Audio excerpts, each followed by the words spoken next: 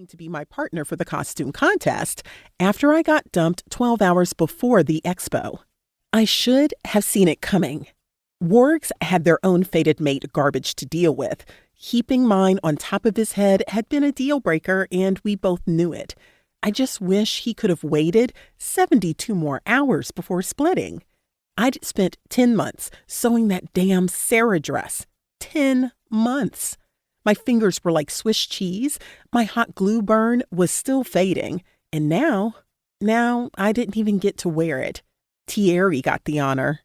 There had been no time to cobble together a Jareth outfit for her, and no point in wasting the time when I already owned one in my size.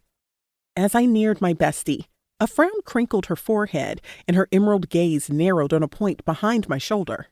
My, oh my. I froze stiffer than Han Solo, trapped in carbonite at the once familiar greeting. Katsuo? The name came out whisper soft, disbelieving. I spun, recognizing him in a heartbeat, and threw myself into his arms. He caught me with an awkward humph and a laugh that swelled my heart. It really is you. It's been so long. How have you been? What are you doing here? Duh. I smacked my forehead with my palm. Competing. You know how it is. He soaked up the spandex-clad crowd with a fond smile. I can't stay away from the scene for long. It didn't slip my notice that he ignored my other questions, but I hadn't seen him in years, and I cared more that he was here now than what had kept him away all this time. Have you gone on yet? I tweaked one of the fuzzy ears sticking out of his snow-colored wig. Factor in the red Hayori jacket worn over the off-white inner robe, the matching hakama pants, and the Kododama no Ninju. Yeah, I wasn't the only sucker for classics. Your Inuyasha is better than it was the last time I saw you.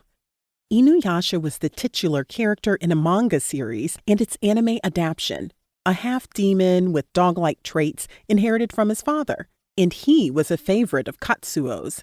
It's been 8 years. He spread out his fingers, exposing thick calluses. I've mastered the art of the needle. I'm impressed.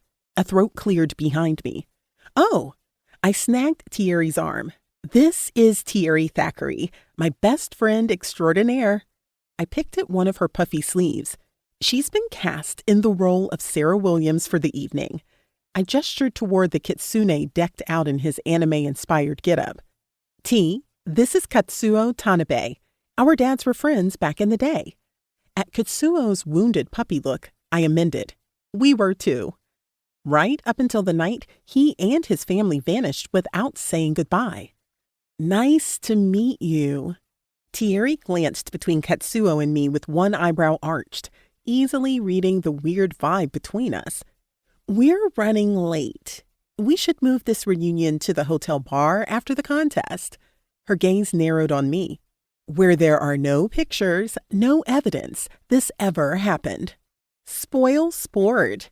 I crossed my fingers behind my back. The mental picture of your beauty is all I need to remember this auspicious occasion. That and the all-access Pass Expo video I pre-ordered last night at check-in. Or we could move this outside now. A voice rumbled from beside my ear.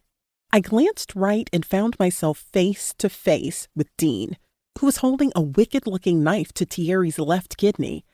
That same potent connectivity crackled between us, and my breaths came a little faster. Nice prop.